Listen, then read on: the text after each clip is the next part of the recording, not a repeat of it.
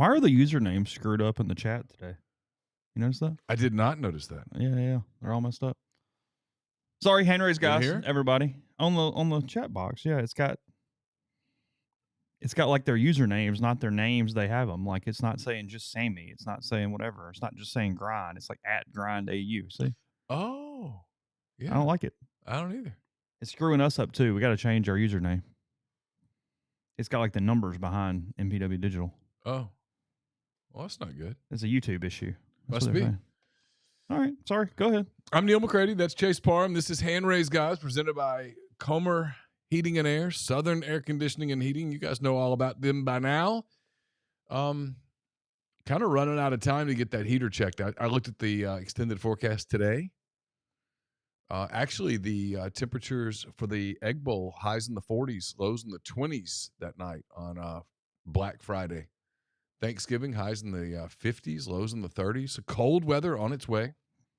If you haven't had your heater checked out because you walk outside on a day like today and you're like, hey, it's 104 degrees, now would be a great time to do that. Now would be a really good time to do that. Get in touch with our friends at Comer. If you live in Oxford, Batesville, Tupelo, those areas, call Comer, 662-801-1777. If you live in Memphis, North Mississippi, Hernando, South Haven, Olive Branch, those areas, Horn Lake, Lewisburg, 662-429-4429. I've got the wrong page up, by the way. Is that a problem? No, it's not a problem. Not a problem at all. It's just a matter of opening up the right page, and there it is right there. I'm in the Clark Ford studio, so is Chase. Clark Ford's in Emory, Mississippi, 662-257-1900. Call that number, ask for Corey Clark. Tell Corey what Ford you're looking for. He'll send you a quote within 15 minutes in business hours, right to the bottom line. No haggle, no hassle. You get your quote, and the rest is up to you. You can shop that quote around. You can do what I've done, what I recommend that you do, and that's hop into a Clark Ford today, 662-257-1900. Guest join on the Campbell Clinic Hotline. From fractures and sports injuries to complex spine and limb conditions, the pediatric orthopedic physicians at Campbell Clinic in Oxford are the only specialized pediatric orthopedic team in North Mississippi providing expert care for growing bodies. Visit CampbellClinicOxford.com to schedule an appointment or call 901-759-3111. And this will be the, I guess, late Thursday, early Friday edition of Blue Sky Live. Chase, what's happening with Blue Sky?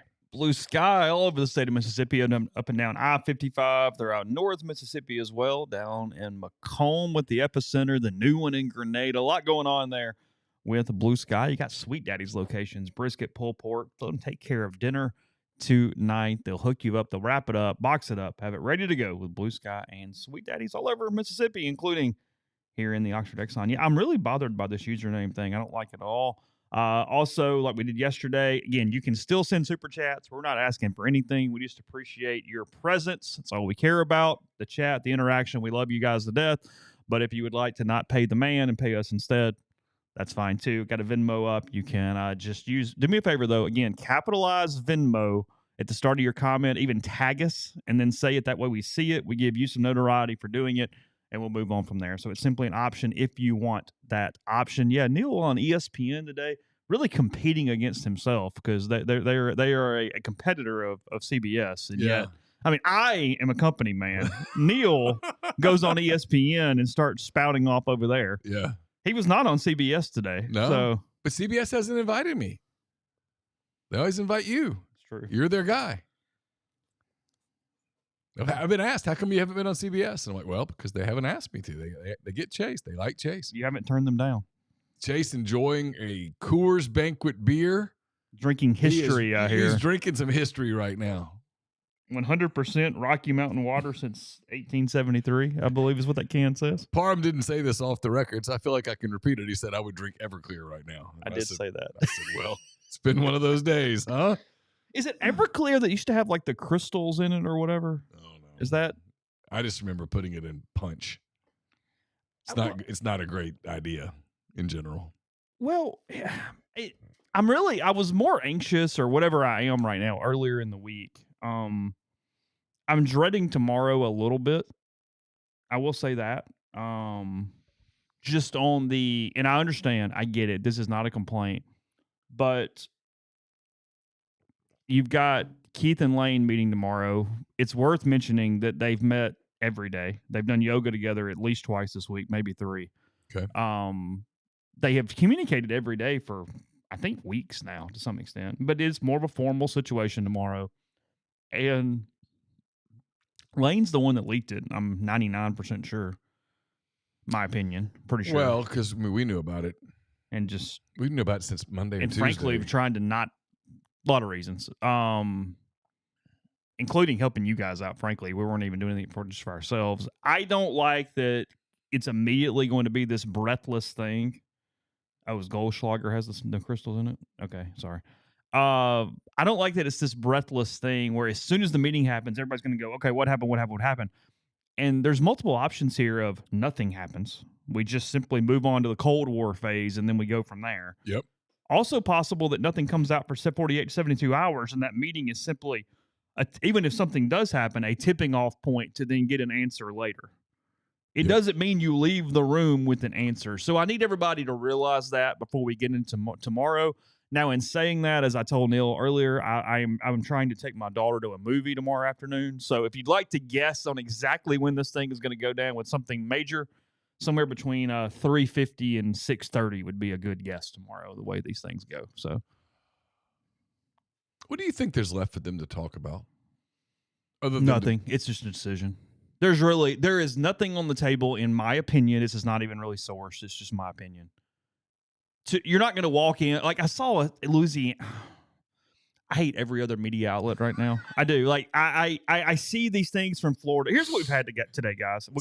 Just for background, yeah, I love when he gets this way because it makes me laugh, because usually it's me that's kind of this way, and let me be clear before I throw Chase completely under the bus. I'm this close to hating, like, publicly some media people, including some people that have been friends of mine for a long time, and I'm kind of having to pull myself back and remind myself that this moment will pass. But it has been funny to watch you get irritated today, because I share the irritation. Just for some reason, you're a little more irritated than I am. Yeah, so a couple things here. Yes, and Wicked tomorrow for good. Wicked is one of my 3 favorite musicals. My daughter really loves it, and then For Good's probably like one of my top 3 or 5 favorite show tunes as well. So yeah, Wicked tomorrow. I've never even heard of For Good. Yeah, it's one of the songs. It's the main song in the second act of the movie. You got Defying Gravity in the first half. For Good is the main song in the second one. So we've got a couple different things here, and you guys don't call for a minute. Let's get through this, and then we'll go from there. Is number one, everybody is chasing these things, and maybe this is just our arrogant phase right now. Most of them are not very good at it. So I've had these 2 things. I had an LSU media member come and say Lane and Keith are having a huge sit down tomorrow to go over all the NIL numbers and discuss the packages that Ole Miss might. It's like my eyes are popping out of my skull right now going, you moron. You don't know, so you're just making shit up is what you're doing right now. That is where we are right now. Why is that so hard to say? I don't know. It's impossible. Why? And I don't know. Then today, which is more of my favorite thing here, is one of the Florida guys starts tracking planes all day today. Sorry, was it Florida? It was Florida. Yeah, it was a Florida guy going, we might be in trouble because a plane is leaving Oxford going not even to Baton Rouge, to Louisiana. Yeah. Today. Because that never happens. Yes. It must be the 2 states neighbor one another.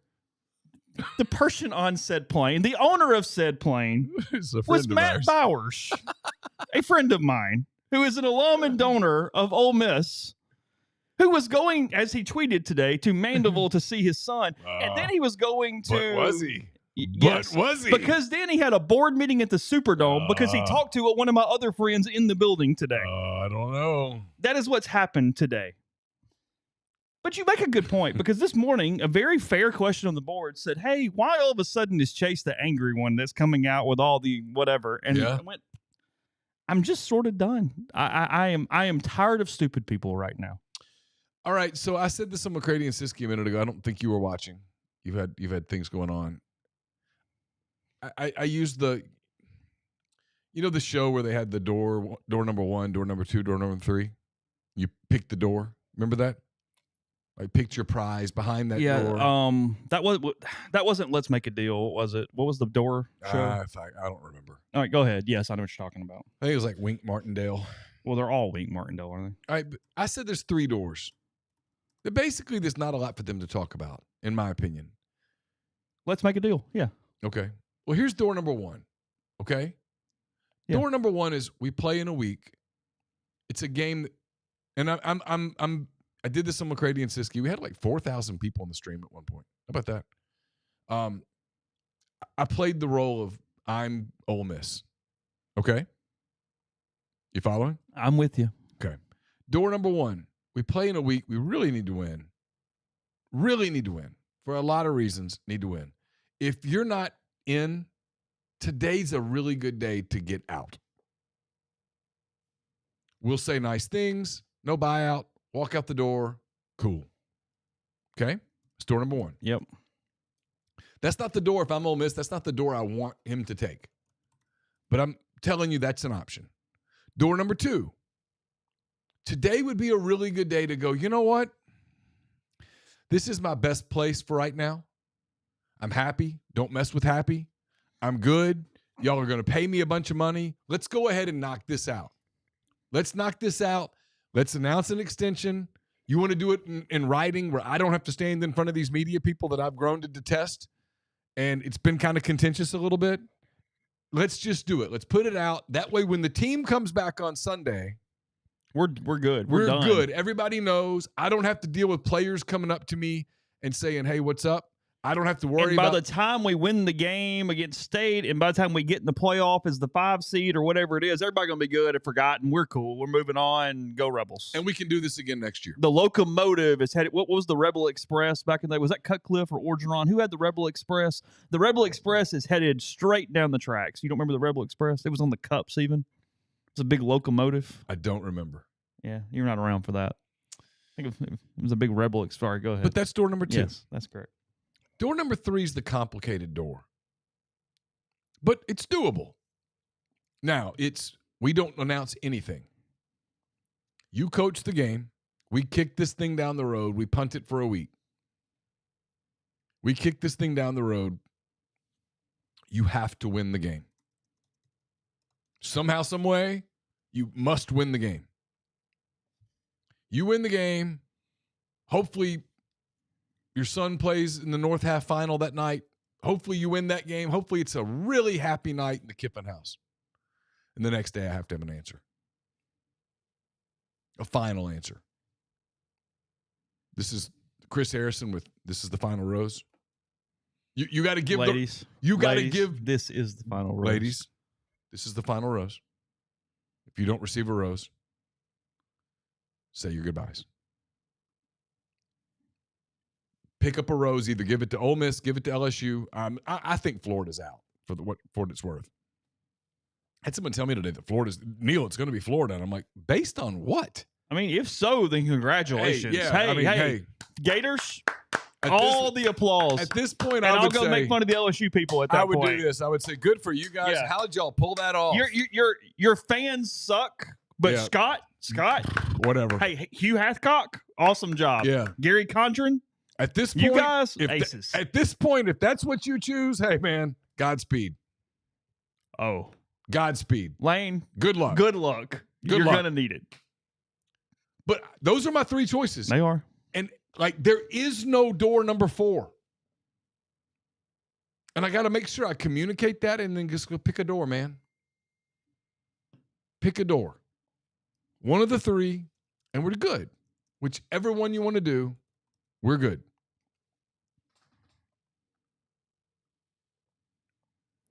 Let's get to real quick, and I'll follow that up to super chats. W, thank you. Shout out to Ole Miss Chat, shaping Ole Miss athletics for a half decade. If you know, you know. Drew, thank you. Screen name was Jesus Hates His Own.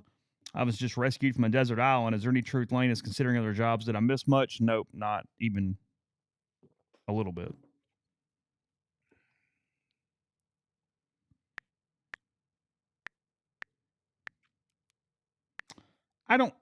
You're exactly right. Look, that's it. It's. Am I right? Those are the 3 choices? Yeah, and it's we're going to go into if nothing gets announced or comes out through reporting, however you want to put it, if nothing comes out through those things by the Egg Bowl, I'm not going to put a Monday to. I don't want to do that. I don't like hard deadlines are against what's actually happened here. There's no hard deadline. But if we get past a certain point, and we get past that point, we are going into a phase of Cold War and chicken. And then we see where the chips fall, and we see what everybody decides to lay their cards on the table at that point. If no reporting or public declaration is made by kickoff on Friday, that is the phase we are going into. Don't misunderstand. If it's me, I'm saying, but understand if we get to that point, I know. And we get to Saturday, I'm coming to you going, decision now. Yeah. No, period. Hey, I mean, to the point, again. This ends next Saturday, period. And that's if you win. If you lose, I got to be real. We're having a coat. Because here's the thing, man. I don't know whether you agree with this or not, and this is probably going to piss some people off over there, but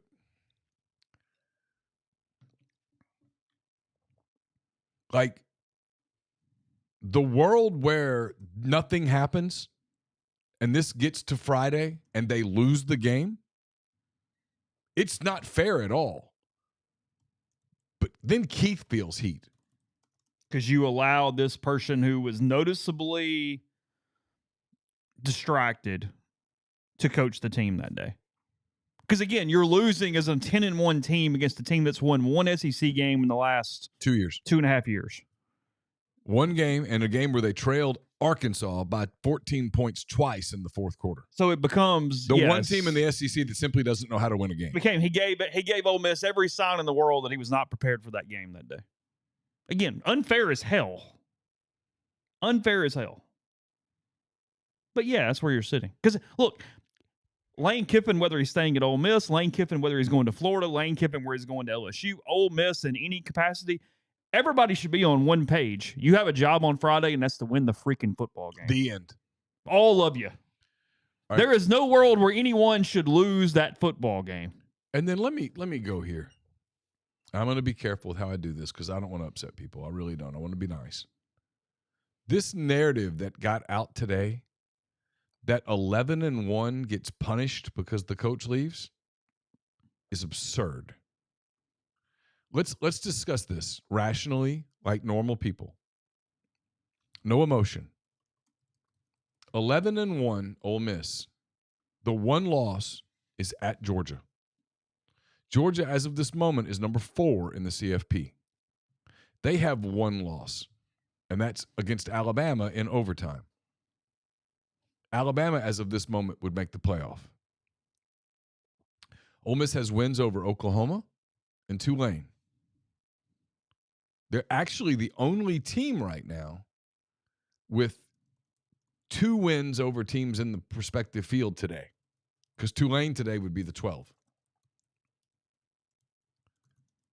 The idea that you would punish Ole Miss at 11-1 because the coach leaves is simply absurd. It's absurd. That you would drop them in the seating to a place where they wouldn't have a home game because the coach leaves is absurd. There's no other word for it. I don't know who put that propaganda out. I don't know who instigated that propaganda. I don't know who put that out as, hey, this is this thing. But my reaction to that is simply one word, and it's just total absurdity. Now, 10-2, where that loss is at Mississippi State, where you would have recency bias, a bad loss, and yes, a loss to State is a bad loss. And you would have a coach in that scenario leaving. Because I got to tell you, if I'm him and I lose to Mississippi State, I don't even come back to Oxford. I don't even come back. I mean, because that's the irony, you know? That's the irony. Is that, real quick. Yeah, take your time. He keeps doing the thing about the 1 loss, 2 loss, 3 loss, all the stuff, getting fired. Again, we've seen that. It's 2022. Wasn't fired. Had momentum at the end of the year, frankly. Damnedest thing. Yeah. And that was after the Texas Bowl, whatever the hell that was that night. I get it didn't matter, but you get my point. It was not a great look, but yeah. I mean, literally. Oh, God. Well, you look like the team that didn't care and they cared. When that happens. And that's kind of happens. Yeah. Last year, you lost. We've been over this. Well documented. Kentucky, Florida, LSU. And now you do this. If you lost on Friday, if hypothetical. Yeah. You would be run out of 10 jobs in the SEC. Brian Kelly, don't make no mistake. Brian Kelly got fired for squandering just like Lane did last season. Mm-hmm. And Brian Kelly had a hurt quarterback. Nobody gave a shit. Yeah. Brian Kelly got fired because they spent on a roster in 2025 the way Ole Miss spent on a roster in 2024, and it didn't give them anything. That's why he got fired. Yeah. Because he was the toast of the town coming into the year. Yeah. Number 1 LSU. Sure. No, woo, sure. All the stuff. Yeah. Look at what we spent in the portal. Yeah. AJ Halsey and all the cats. Bunch of good players. Gone. For doing what you would be doing if you lose. And what you did last year. Chase, I'm telling you.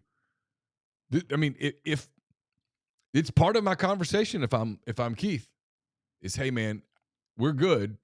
Like, do your thing. But if we don't put something out and it's kind of like a game of blackjack.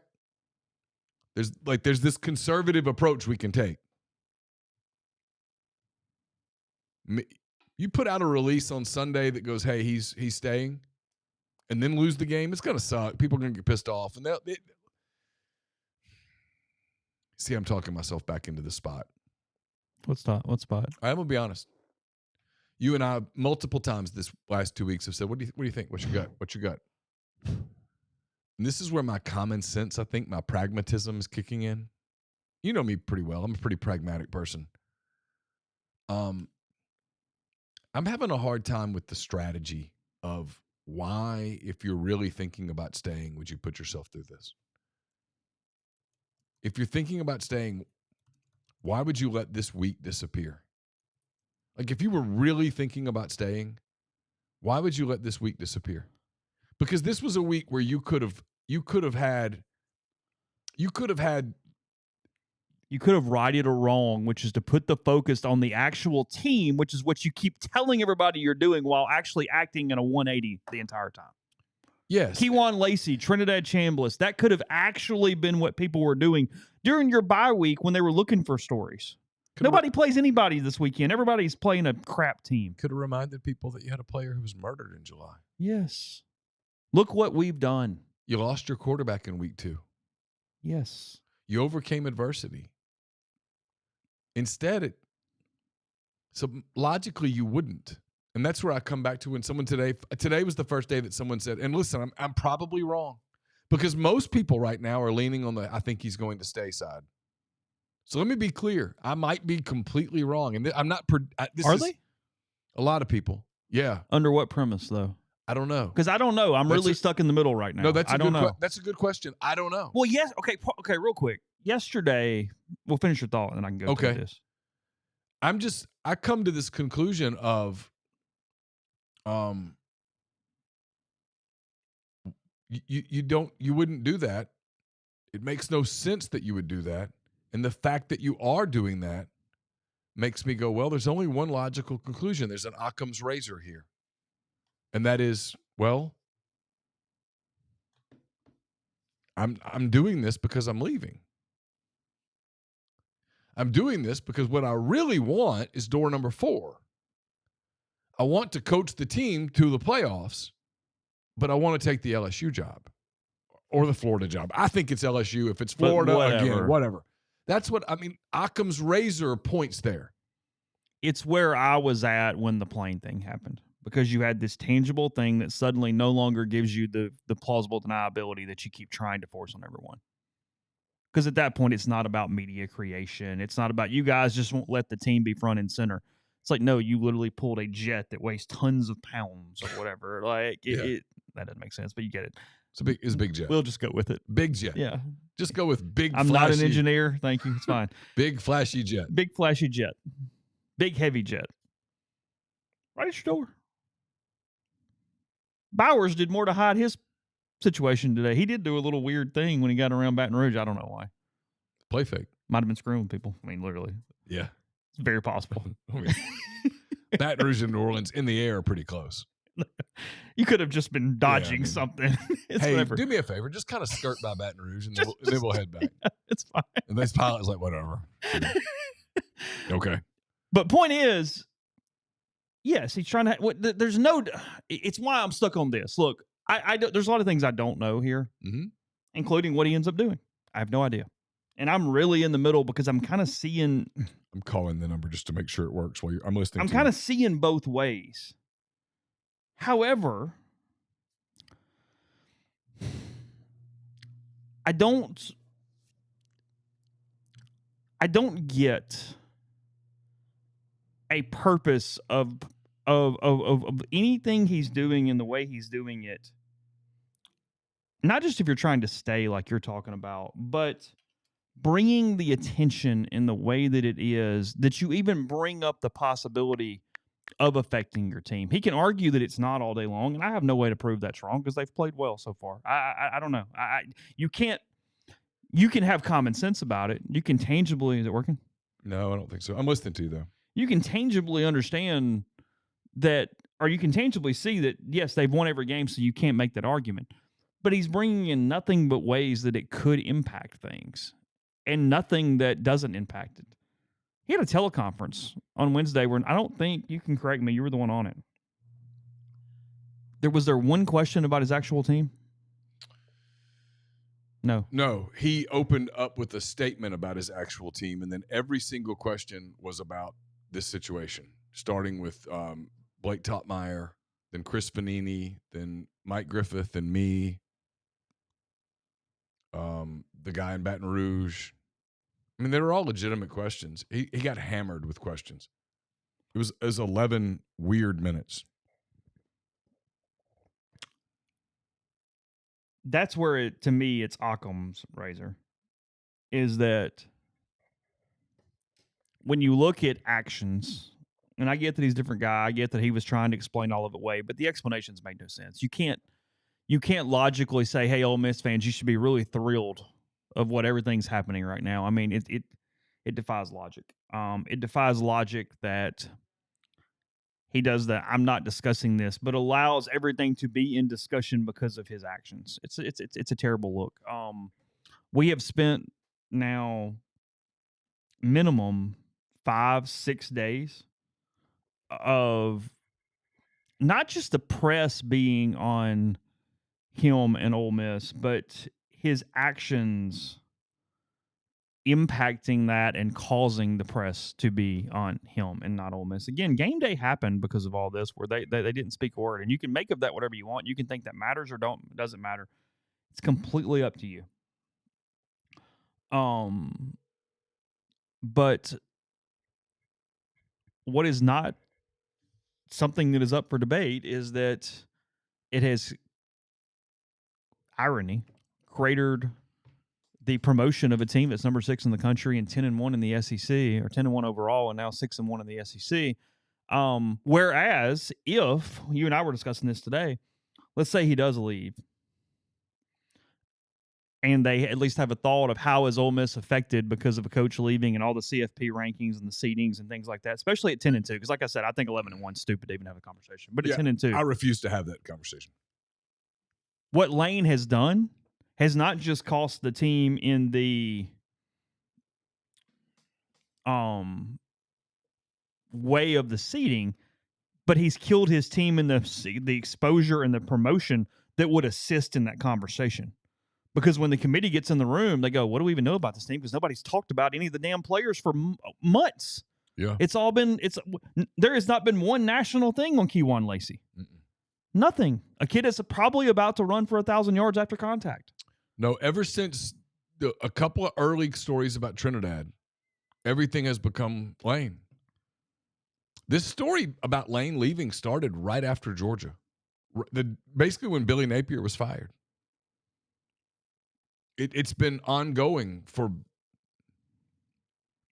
since the middle of October. And now let me say this again. You might have to do whatever you did last time to make this work. Remember, you came and hit something and made it work. Oh, did I? You did. Really? Yeah. Okay. I don't remember. I don't remember. I wish I'd asked. Okay. I'll read the super chat if you want to come look while I'm doing it. Okay. Well, let me think about it for a minute. Okay, you're fine. Yeah. You're both approaching this.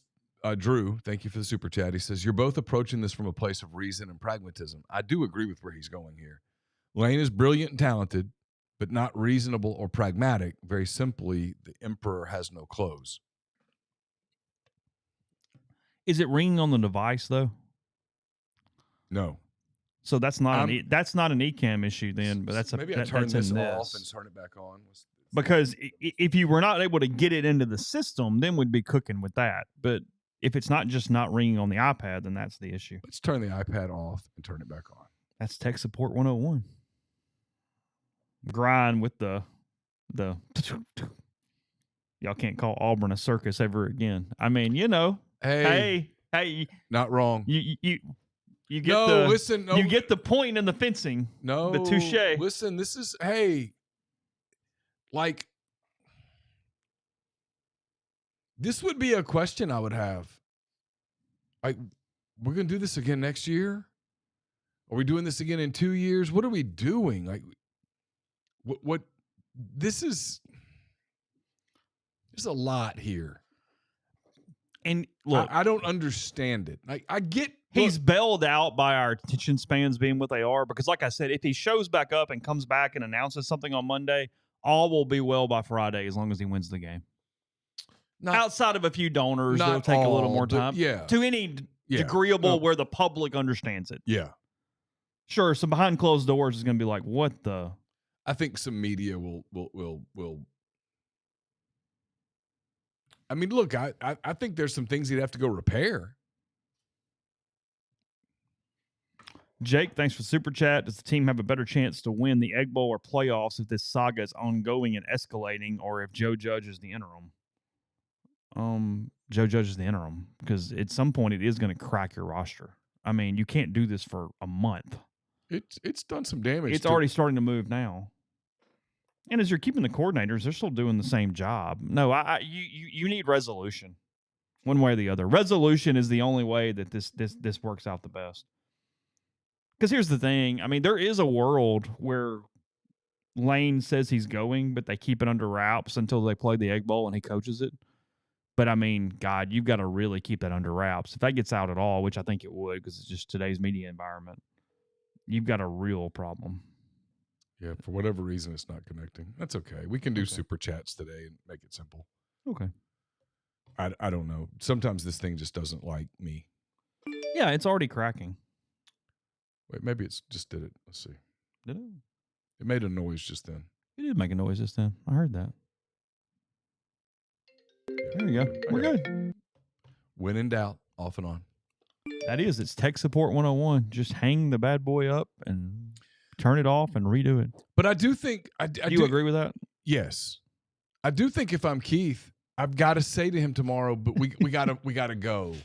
Like, this is where when people go, okay, well, we're going to do this. I'm going to be honest with you. If I'm him tomorrow, I'm looking at him and going, if you can't decide like by tomorrow, what is a week going to change? There's nothing. No. At that point, that is the one thing. It is merely a stall at that point. Yeah. I mean, just... Kyle, by the way, thank you. If you got a question, feel free to put it in the chat. Appreciate your Venmo there. Always our guy. Great to see you last month. So if you have a thought, let us know. Is DeBoer leaving for Penn State? No, I don't think so. I'm told that's a bad rumor. We'll see. And look, Alabama's not hiring Lane. Wicked says, LK's done this in 22, 24, and 25. It's a pattern. I don't want to cut bait on a great coach, but how much longer do we keep doing this? I'm not putting 24 on him. I'm not including that year in this. But this one is so extreme that to some extent, how many times he's done it in the past just doesn't even matter. I don't care if it's Bama and Georgia fighting over you, you better just go next year. Yeah, you can't do it. I mean, you cannot play any level of circus. Surely not, right? Hey, caller, you're on. Who's this? This is the optimist out of Jackson. How are you? y'all this evening? What's happening? I just don't think the Kiffin epic is, to me, and I'm an idiot, but it doesn't seem, the timeline doesn't seem that hard. After Georgia, he didn't think he could win. And cut me off if y'all want to interject. He didn't think he could win after Georgia, and he beats Oklahoma. He started shopping around, and now he's in a position where he wanted to leave, wanted to coach his team in the playoffs, can't coach the team in the playoffs, and is utterly shocked by that. And now, after the media firestorm, the press conference, he doesn't know what to do because the media is not on his side. And I, for one, hope he stays because I like winning. And, you know, wins the Egg Bowl, we'll see what happens. But I think that's what happened. Now he either knows what he wants to do and is trying to find the way out, or he is at the point where he still doesn't know what to do. But you guys are way more sourced than I am, and I'm going to hang up and y'all can discuss or tell me I'm way off or whatever. But I appreciate y'all taking my call. Thanks, guys. I don't know that you're way off. I don't. This is where I'm in a weird spot with this. What's up? Hey, caller, hang on real quick. I'm going to finish my point, then I'll get to you. Hang tight. I'm trying to take him at his word that he doesn't know what he wants to do, that he wants to finish the season. The problem I have with that is, okay, but if you really wanted to have that time, why did you send people to Gainesville? Why did you send people to Baton Rouge? Publicly. Why did do you, whatever you want. Why did you talk? Don't do it that way. And people go, well, he didn't know the governor was going to talk. Well, okay, sorry. That was kind of tone deaf. The governor seems pretty involved. There's nothing about that governor that says he's not going to do anything but shout to the rooftops that he talked to you. Yeah. Because, I mean, some of them, look, Go I've ahead. heard a little. Yeah, I have too. I've heard a lot, actually. Yeah, I know you have. And I go, yeah. I've been using the Succession GIFs all week. Yeah. There's one where he goes, "You are not serious people." And I feel very much in line with that right now. Hold on. The promise is what? Yeah. And yeah. Hey, caller, you're on. Who's this? Oh, I can't use state funds to. No, just I'm. Caller. Hey guys. Hey, who's this? This is Brent in Northport, Mississippi. I mean Northport, Alabama. Sorry. Okay. What, do you guys? I have a theory on the Chris Lowe leak meeting thing that happened today. Sure. I wanted to see what you guys thought. Fire away. Yeah, go ahead. Do you think that might be a play? Do you think that might be a play from Kiffin to see if you know the article said that might drop Ole Miss in the rankings if Kiffin leaves and he's not coaching in the playoffs? Do you think that was a play on his part to get Chris to leak that so it might scare Ole Miss into letting him stay, and play by his rules? This is not educated in any capacity whatsoever. I agree with you.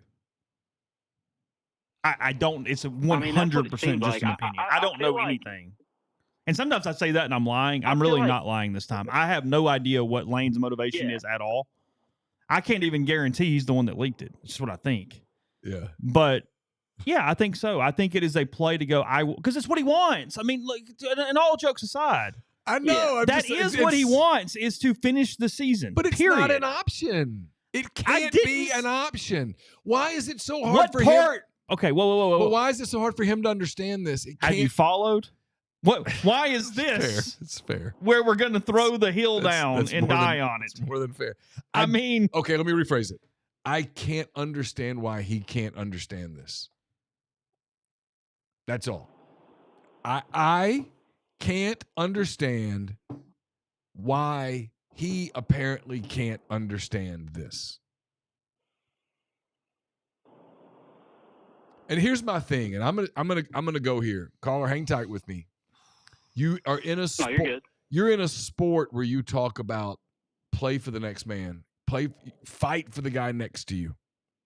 Put team in front of me. There's no I in team. He is specifically a guy who has talked about players taking a smaller role for team. They've talked about being all in, chemistry, culture, all this stuff. You can't be the head coach at LSU and be in the building coaching Ole Miss. It doesn't work like that. It's as simple as that. That's not a complicated thing. Yeah. It's just not a complicated thing. I realized that, and I said, I defended Lane a lot. Yeah. I'm sorry. I moved to Tuscaloosa like 3 years ago, and you know, I defended Lane a lot against my Bama friends who hate him from his time there and how it ended with Saban and stuff. This has totally, made me look like an idiot. Because he's handling this like I never thought he would. Since the E60 dropped, and Oxford helped me so much. I love my time here in Mississippi, and now he's trying to make us seem like idiots for questioning how he's acting. I think he honestly thinks that we are slow in the head. I don't know. I think he thinks that people from the South just can't understand, or he thinks he can get one over on us, like he's not trying to play all three sides, if that makes sense. But he's making me look dumb over here in Tuscaloosa. He's won 50 games in 5 years. 49. Got to win one more. And it's a big one. It's so that's fine. There's a big difference between 49 and 50. We shouldn't have to question it. No. Look, I don't think that's necessarily true. I just think here's what I think. Again, I think he is frustrated. I think it's a couple things. And I'm calming for a minute. I think he's so frustrated by the calendar because there's just something he wants to do in a way he wants to do it, and he's really frustrated and pissed off that he can't do it that way. And I agree with him. I empathize with that. Yes, I completely get it. It sucks. Yeah. No other sports is like this. It sucks. I totally empathize with that. But it doesn't change the situation. But it's reality. And he has had an inability, it seems. Remember when you were a kid and your mom said, "Because I told you so"? Yeah, it's that. Yeah. And he has an inability, it seems, to get Ole Miss's point of view, or he doesn't care about Ole Miss's point of view, because Keith Carter would be doing a complete disservice to everybody involved in his employ, including his constituents, if he went, "Yeah, Lane, go ahead till January the 8th, and we'll just figure it out from there." It's why any place, including Ole Miss, would have started the search weeks ago, which happened. Like it's how this works. Yeah, if Keith Carter said, "You know what, we've decided we're going to wait till January the 8th," I'd say, "Are you out of your mind?" Yeah. You would look at him and go, "Are you insane?" You would wonder, like, yeah. Did you have a stroke? Did you have 2 strokes? I would worry. I would be like, no. And Keith's not. He's not stupid. He's very bright. My point is, it's not an option. It's just not. I did the door thing. There is no door number 4. There's a 1, there's a 2, there's a 3. There is no 4th door. It doesn't exist. It doesn't exist. Yeah. I know you guys have been working this. Can y'all elaborate at all on 3 to 5 coaches you think Ole Miss and other coaching candidates would have mutual interest? Or I'd rather not. Can't talk about that right now. I'd rather we could and we can, but we're not, because I don't. I don't know if you've noticed in the last we've been providing a lot of info for other people, and I'd rather hang tight. We're ready in case. If that comes to pass, we're ready to roll. Sure. Like with this moment, we could do it right this moment. Okay. So, but no, we'll wait. And frankly, until it's not time yet. It's We're not good. time. Like there's no reason to do that when there's at least a. Chase thinks 50-50, and I'm putting words in his mouth. I probably see a path in both directions. Sure. Let's put it that way. I probably wouldn't go 50-50, but there is absolutely a real world where he takes an extension because he just can't walk away from this team, and he's still here. At that point, publishing a hot board would be stupid, disrespectful, and we've just never done it. But we're ready to roll. If it comes to that, we're ready.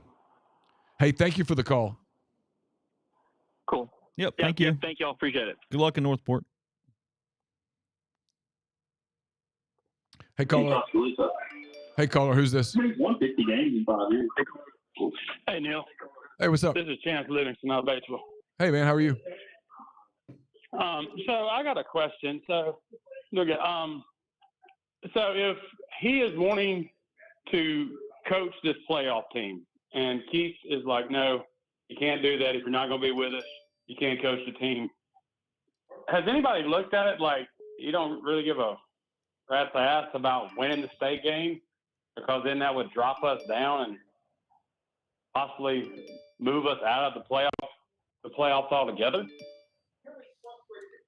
I just don't think he's going to sabotage his team. No, I don't. I can't I go don't. there. I don't. I mean, the guy I've been around is well, hear me out. I mean, you say yeah, but I don't. you say he won't sabotage the team, but no, he's not going to do that. he's sabotaging the team right now. Yeah, there's a difference there's in a my difference. mind of actively sabotaging them in that way versus being so focused on myself that I go into denial about what it's doing to them. Right.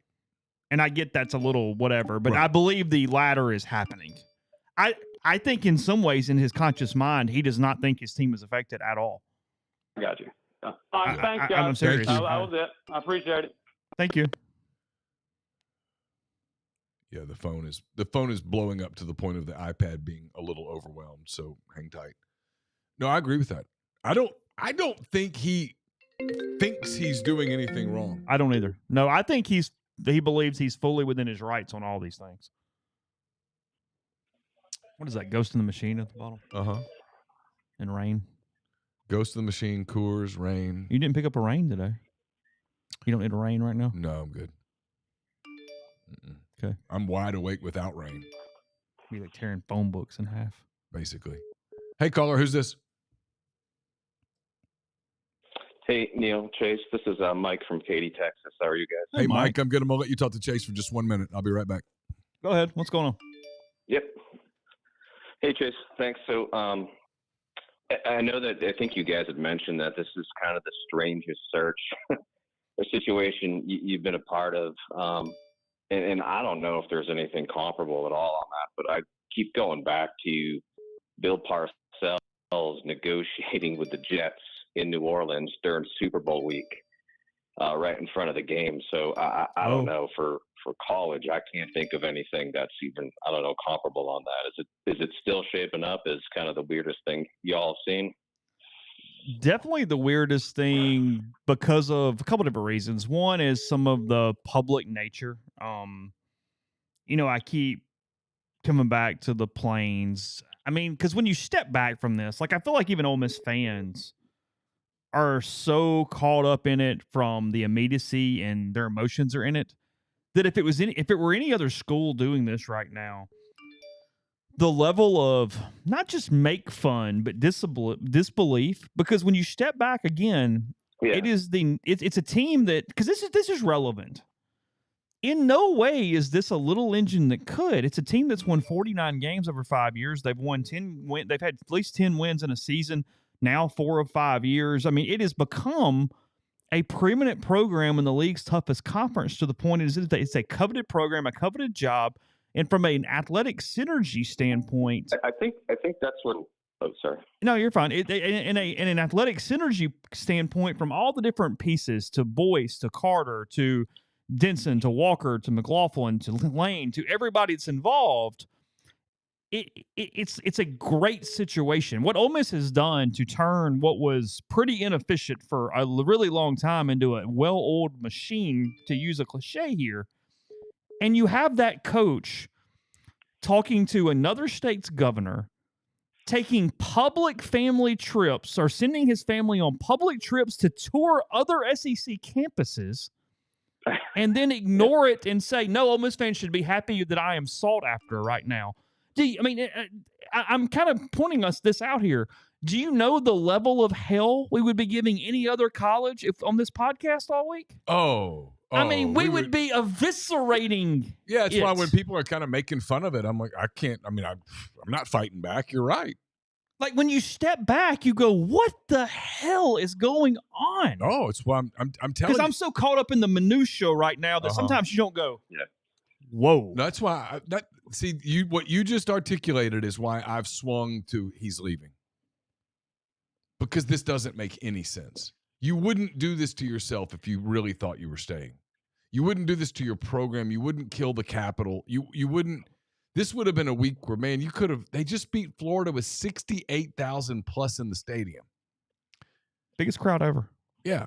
That's what I'm saying. This would be the week. Spent all kinds of money on a pregame and in-game that looked awesome. Like all the stuff popping off. Come a long way since daytime fireworks. The day Houston beat them 50-8 and the whole damn power went out and bought Hemingway because some fireworks went off. Were you there that day?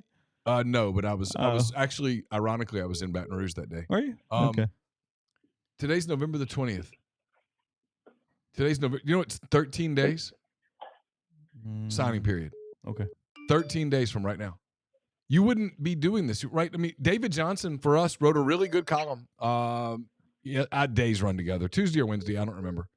About how I think his words, David's words, recruiting has been put on at a standstill. Yeah, it was a good call. Yeah. It was a good call. He's exactly right. Why would you put your own recruiting at a standstill? The answer is you wouldn't. I'll go ahead and since you guys paused for a second, I'll go ahead and give you the answer. You wouldn't. Why would you upset some of your big donors in the middle of a time when you need to be kind of putting NIL together, putting a plan together? You wouldn't. Yeah, I guess. Sorry, Neal. No, that's it. It's why I think there is a decent chance he stays, but I think he is solely staying because of the timeline. I don't think he was seeking out another job all season. That keeps getting peddled. I don't buy that. That's not true. I don't think it's true. He did not go into October dying for another job. Mm-mm. But I think if he stays, that is 100% why he's staying, in my opinion. That is what I believe. No, and thanks, guys. And I know it was before on there, no hot board or anything like that. But I think you both mentioned if it comes to him leaving on there, I kind of found it interesting, and maybe it dovetails back with kind of the 49-50 wins in the past few years on there. That I think both of you mentioned that Power 4 sitting coach interest on there, which is kind of, I guess, interesting and probably speaks to where the program is now. And maybe that wasn't the case to that extent a few years ago. No, it's true. Got told no by some coaches that now would run to it. Yeah. Period. Well, I appreciate you guys and all you do. Thank you for everything, and have a happy Thanksgiving. Same Take to you. care, fellas. Thank you. Napier wouldn't talk to Ole Miss back then. That's true. I talked to someone today who talked to Napier today. Really? Yeah. Hey, who do we have? How many milliliters are in a pint? Milliliters in a pint. Blake in Memphis. Hey, Blake, 1 second. Hey, Blake, maybe you can help me. You're my caller friend. Blake, how many milliliters are in a pint? Or in 16 ounces. Yes, same thing. How many milliliters? How many? I'm not. I can't Google for you right now. I'm sorry. Damn it, Blake. I don't know, Chase. Think about it for a minute. I don't know. My brain's not working like that. You can't do this right now? You can't start putting it together? Mm-mm. No. Nothing? I'm blank right now. I'm sorry. 473. Yeah. I was hoping you were going to say 500. Mm-mm. That's what I was hoping for. Okay. Blake, how are you? What's going on? Doing great. I think the problem is we're trying to look at this pragmatically, like you guys said earlier, and we're not dealing with a pragmatic person. We're dealing with a narcissist. So he's the husband who gets hit on by all these women, and he comes home and gaslights his wife about how awesome and hot he is. It's not her fault. It's Lane Kiffin's fault. He started all this. He could have cleaned this up at any moment, but he's chosen not to for some weird reason that we'll probably never get an answer for. I think the reason is he just wants the job. That's what I come back to. I think there's a part of Lane Kiffin that knows Ole Miss is the best place for him personally and frankly for his positives and negatives to whatever little bit of self-reflection is possible there. I do. I think he believes that. And then I think he looks and sees this big freaking neon purple and gold sign and goes, my entire life, LSU is one of those jobs. Yeah. Am I really doing this? And he just can't say no. And that's where he's sitting right now. That's what I believe. Just taken it. That was my But that was my problem. But he should wants have just taken it off the jump. But he wants to coach the playoff game. Yeah, he can't do that. I think he's doing the right thing. I'll hop off and let somebody else answer, Okay. but I appreciate you guys. Thank you. I mean, we're just going in circles. Well, I mean, not even going in circles. I mean, I think we're solving the case, if you will. It comes down to either one of two things has to happen. Either he has to say, okay, look, you're right.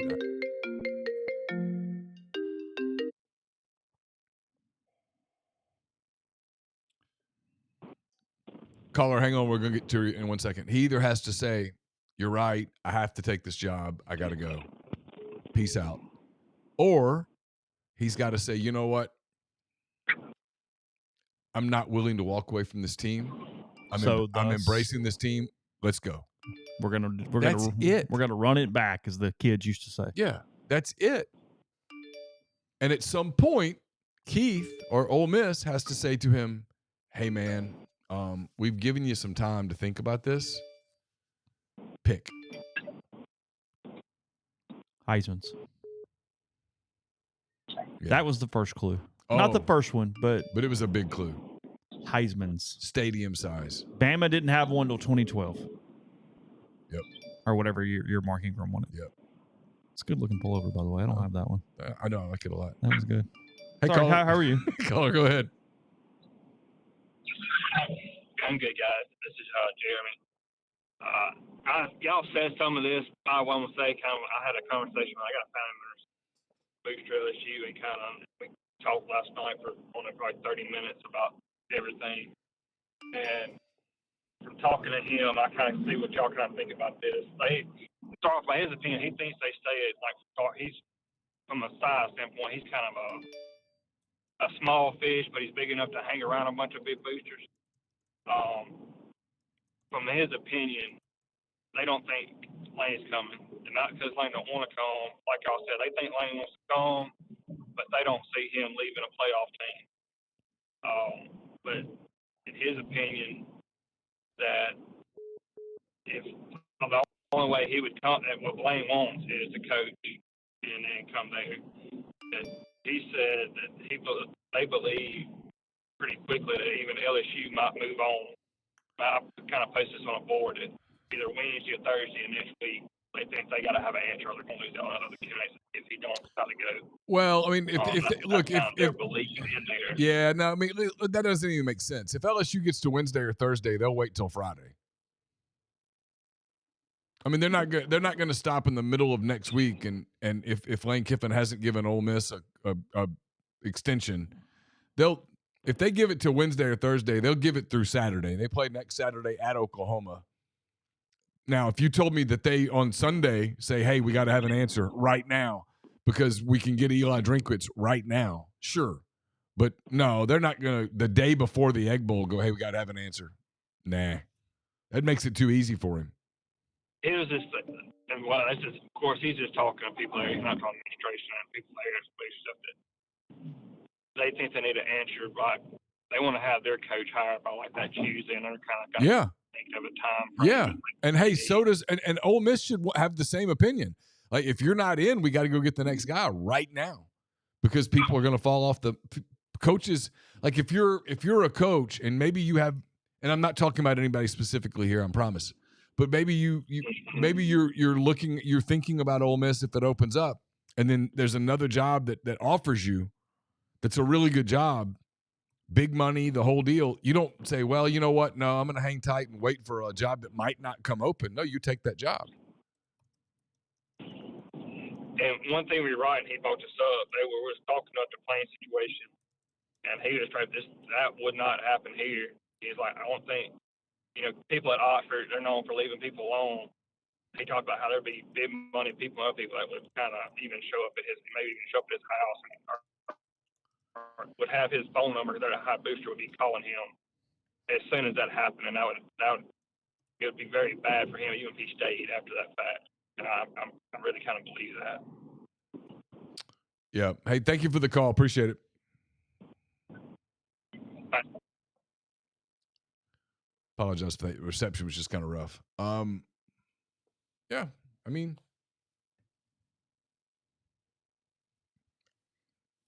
It's not complicated. I mean, it's really not. At the end of the day, you've had a month, but you've had a couple of weeks where you knew the deal. Oh yeah, for sure.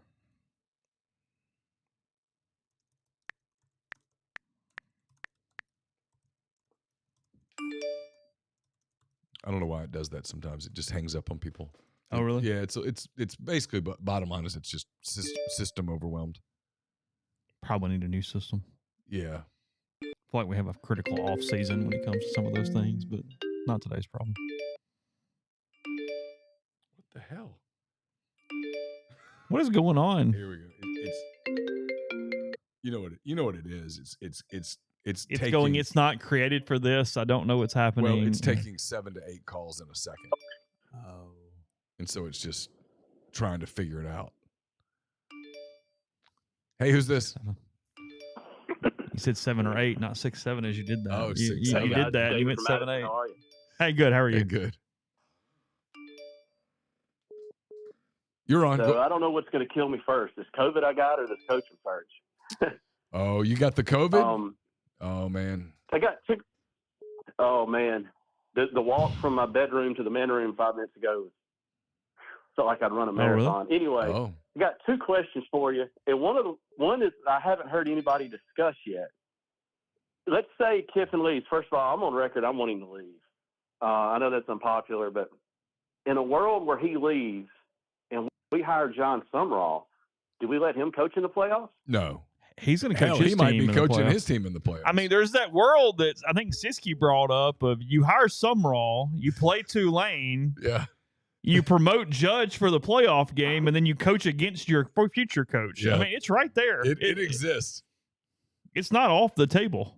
God, that'd be something, wouldn't it?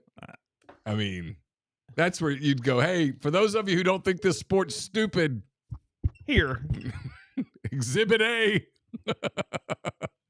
The coach that got Ole Miss to this place is now at LSU. The coach that's taking over for that coach is at Tulane.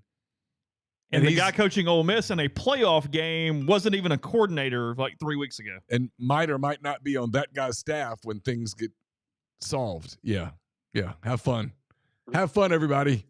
And the last thing I've got for you guys, I know Siski kind of made a comment the other night after the game, like if he were to leave before the playoffs, wherever he goes, he better win.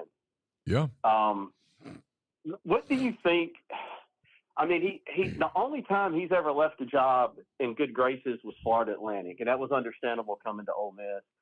If he were to not coach in the playoffs for this team, why would any AD hire him again after that? Because there's nothing stopping him from signing with LSU and a month later signing with Texas or going to the Dolphins. Just because he wins. He wins. He's a really good coach. I will push back on this. And this isn't directed at you, but this is kind of bugging me a little because I think there's plenty of things to criticize Lane for. And the Tennessee thing is not one. My opinion. And I've thought about this a lot, and I've asked myself, is this just because you kind of like the guy and you're trying to take up for him and you're defending him a little bit? No, and it's not. It's not that. And I do, for the record, really like Lane. He's been super respectful. He's been great to deal with. I mean, in general.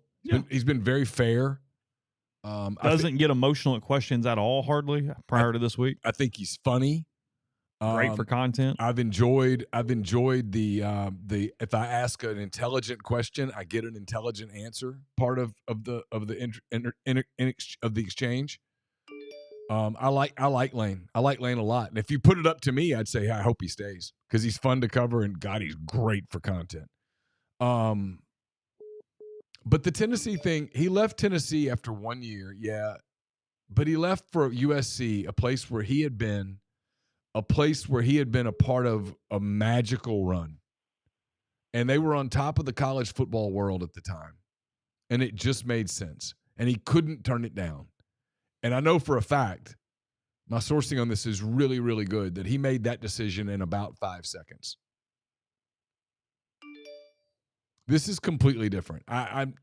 in a world where he decides to leave Ole Miss for LSU right before a playoff run, I think this is a decision that is much more questionable and much more easy to judge than that one.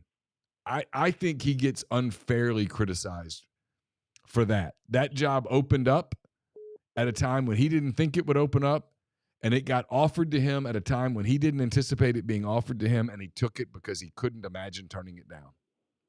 And actually, I think it was a totally forgivable, understandable decision. This is one that I think has the potential to haunt him for a long time. Well, one more question for you. In a world where he goes to LSU, what's the level of security at that game next year? It's dangerous. Not good. It won't be a good look. It'll be a bad. There will be people in this space that will be like, "Oh, this is gonna." No, I mean, I will. I can already tell you that I will be nervous that week for a lot of people, him included. Honestly, not that anybody's going to do something to him, but just it could be that would be where I would hope. Frankly, I would hope they put the game at 11 a.m. Get it done before everybody had a chance to get just bad liquored up. Like that scene in Knoxville that night was not good. It was not. That was not a good scene. That could have been a complete riot. It absolutely could have been. That was not a good scene, and I'm afraid that it would be potentially that on steroids. And I would hope in that scenario that Lane would be cool on social media that week, but I don't know. It's already a heated rivalry, right? It's already two schools that play close games. They don't like to lose to one another, and then you throw this dynamic in, and it wouldn't be good. Great TV ratings, but it would not be good. I would find the whole scene to be sort of sad, I think. Well, guys, the coverage this week has been superb. Neal, tell Ryan and Tim Huddy said hello, and hope you guys have a great Thanksgiving. I will. Thank you.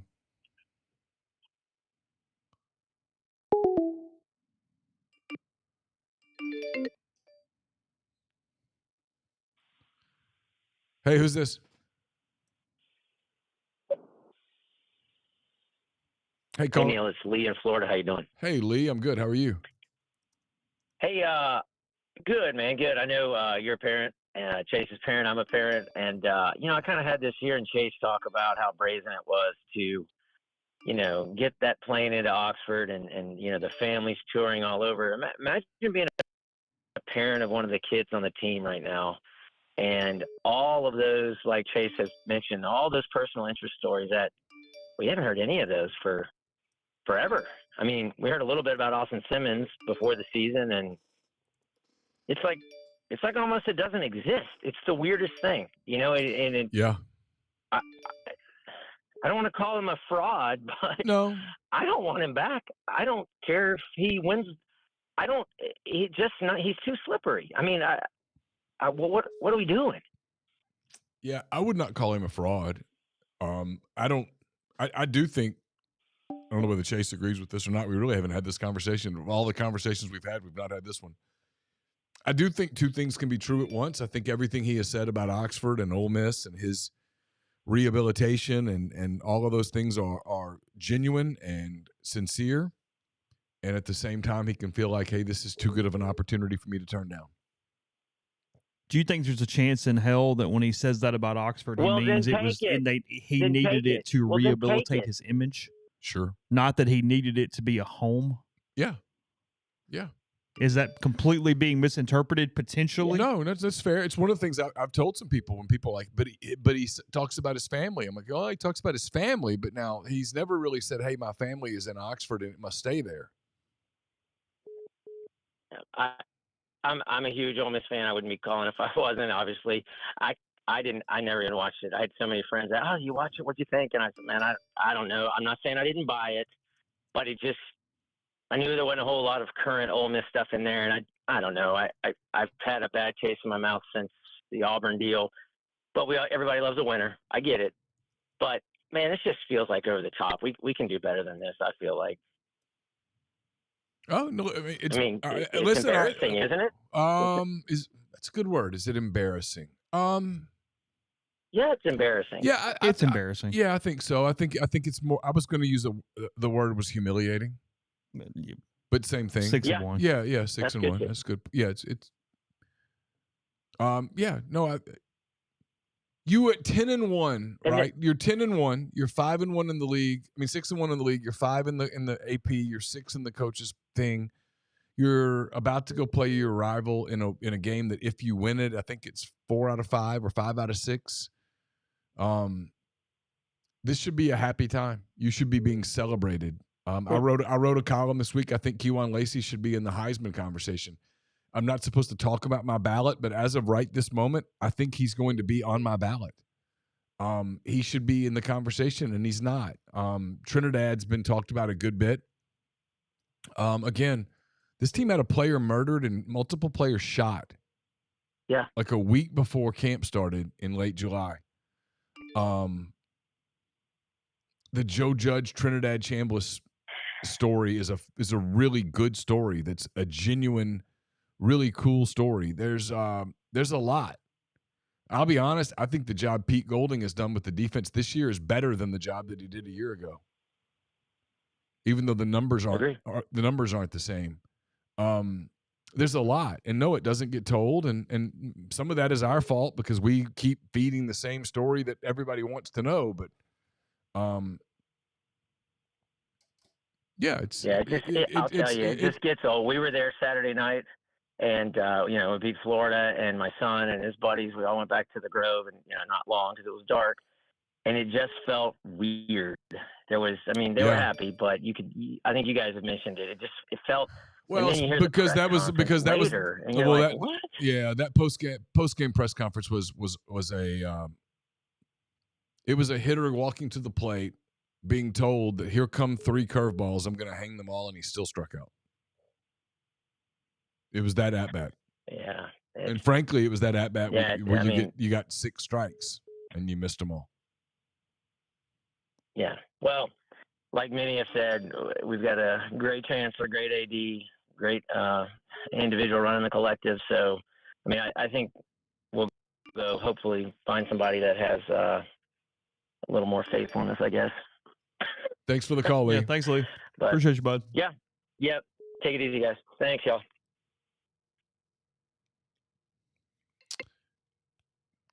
Hey, caller, who do we have? Yes, this is Homer from Cleveland. What's up, man? How are you doing? Look, question for you. I appreciate all y'all do. I'm a student here at Ole Miss. A lot of my fraternity brothers and a lot of fraternities here, we like to listen, and we really enjoy listening to y'all every morning. Thank you. Question for you. Has a sitting governor ever directly recruited a head coach the way Jeff Landry did with LSU? Or is that basically unprecedented? And how does something like that even go down? If it's precedented, it's in Louisiana. Yeah. They have a little bit of a history with governors. I don't know about your age, but hey, Huey Long. He would do something like this. That might be the precedent, but no, your point's a good. Your point's a good one. I can't sit here and tell you emphatically that no, this has never happened anywhere else, but I also can't recall a specific example. Well. How does something like that go down, though? Is Lane sitting at his desk and gets a phone call, or is he on the phone with interim AD and says, hey, somebody wants to talk to you? How do you think? Obviously, you probably don't have the answer, but how does something like that go down if you have to think about it? Chase? How does that go down, Chase? I don't know how it went down. You don't? I'm assuming we had like an LSU fan or something in the thread. He was like, how do you know? I was like, because I know. I'm sure. No, my guess is Jeff Landry just called him up. I don't know this. I have no clue. I have not asked that question. But no, I don't think Landry is overly shy, if you will. I don't think that's a word that would categorize him. He just called him up. I think he just simply called him and said, hey, Lane, Jeff Landry here, governor, Louisiana. Might have heard of me. Yeah, Lane was following on Twitter. I did appreciate hear that. it. Thank you for all y'all are doing, and thank you. Enjoy the show. Thank you. I got some questions. You got some questions. Let's hash it out. And an hour and 59 minutes later, they hung up. Kidding. I don't think it lasted no, they 2 did hours. Not talk 2 hours. I'm pretty sure. That would be amazing. Hey, caller, who do we have? It's John with Moonlight Grams. How's it going, y'all? What's up, John? Well, so here's my question. So I know this might sound stupid on the surface, but so there's a chance, right, if Ole Miss loses the game in Starkville, that they could get left out of the playoff because Lane Kiffin's leaving, right? Yep. Yes. So would there be any pressure on Carter to let Kiffin coach the playoff because at least they can say, well, he's still going to be here to coach the playoff. Lane hopes so. You know, It's what Lane hopes, obviously. Yeah, I think that's one of his plays. Yeah. But no, I don't. I mean, look, is there pressure on that? I mean, I'm sure somebody will believe that, but no, I don't. I don't think they will be willing to have that level of. You can't. No, you'd have to hire a new staff. Let the So old they guy give up still the be in the playoffs for building that. while employed. But no, What if no, they no, won no. 2 games? This year, January the 8th or 9th. These are travel. I mean, you have to arrange travel to these games. You have to do no. It's not an option. It's not. It's just not something you can do. Not if you have any self-respect. Just can't do it. It doesn't make sense. It's dumb. It would be, you would be made fun of and you would deserve it. You would be called, there's something you would be called. I accidentally said it on a show a couple of weeks ago.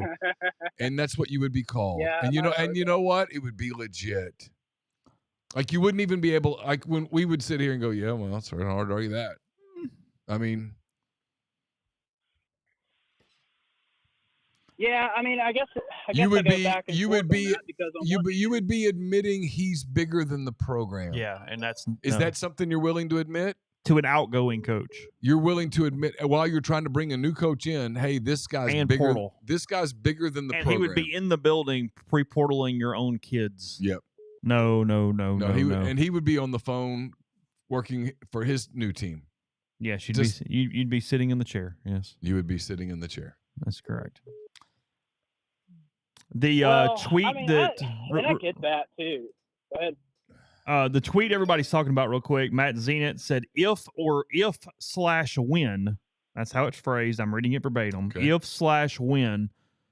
Lane Kiffin is hired as LSU's head coach. LSU is open to former Tigers head coach Ed Orgeron being part of staff. Sources tell CBS. I've heard that. That makes complete sense, honestly. Yeah. I'm not surprised at all by that. So it's Actually would fix some of the cultural stuff for them. yeah, he could go be the mascot. Yeah, and I mean that tweet, read it again. If/win. Lane Kiffin is hired as head coach at LSU. ... That tells me that someone believes that's, you don't make that tweet. Matt's good. And you don't make it with if and when. You would just say if. Yeah. Hey, I was talking to somebody and they said should that happen. Yeah. Sure. That feels like, weird. That feels like Matt thinks this is down the road, which is what I think. I've just rationally approached this today, and as I have done it, I have reached a conclusion. If I'm wrong, I'm wrong. I'll own it. People can make fun of me. I don't care. It's fine. I can't make logical sense of the other, to be honest.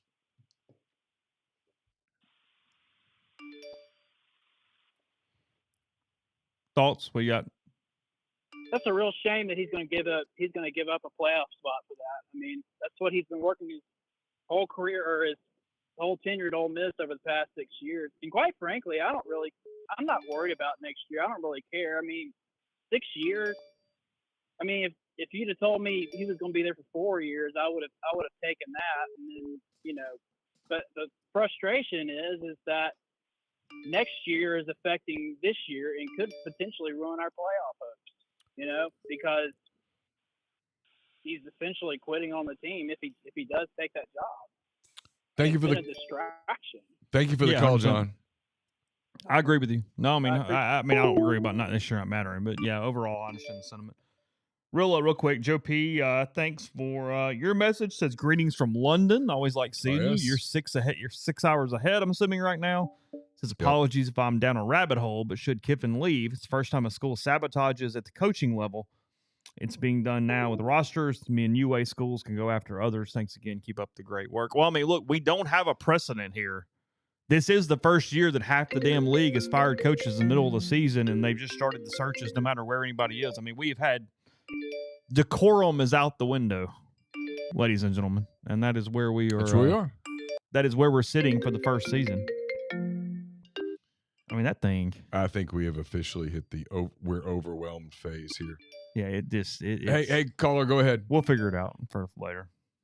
Well, if we're this busy all the time, we probably could. Hey, haven't had a minute to figure out. Yeah. What's up? From Madison? Hey, Peyton. You're on. Yeah. I just had a few things. I just got on, so if y'all answered it, you can go. But has this affected recruiting in any way this close to signing day? Yes. Like, I haven't seen many. No, the answer is yes. It's put. David Johnson wrote a hold on. You know what I'm saying? Hold on. David Johnson wrote a column. It's put recruiting at a standstill. That's what it's done. Lane's in Dallas tonight recruiting, and I mean, I think it's safe at this point to ask. You know, I mean, look, this is the problem with this. This is why the whole coach the playoffs thing is completely untenable. Because he's out recruiting tonight. Now it's a legitimate question to say, who are you recruiting for? No. It is. It's a legitimate question. Who are you recruiting for? It's just crazy. Well, yeah, I'll hop off. That's just really all I wanted to know. I get it. Thank you. Appreciate it. Couple super chats here. Jake, what's the downside at this point of forcing a decision and not allowing Lane to coach if he doesn't sign an extension, like with a real deadline? And then very similar, Marine says, why give him the option of coaching the next game without an extension and giving him a week with the current players? Because the game comes first. Yes. You above all else, you have to do whatever is best for your roster and the continuity with the roster to go win a football game. You cannot lose this football game. Now, if you're Keith and you sense that this is not the best thing, you have a hard decision. Then the other works too. Right, Yes, right. Whatever is best for winning a football game, period. Hey, caller, you're on. Hey, Neal. Hey, who's this? How we doing tonight? Good. This is Davis. Hey, Davis. Yeah, so couple questions for you.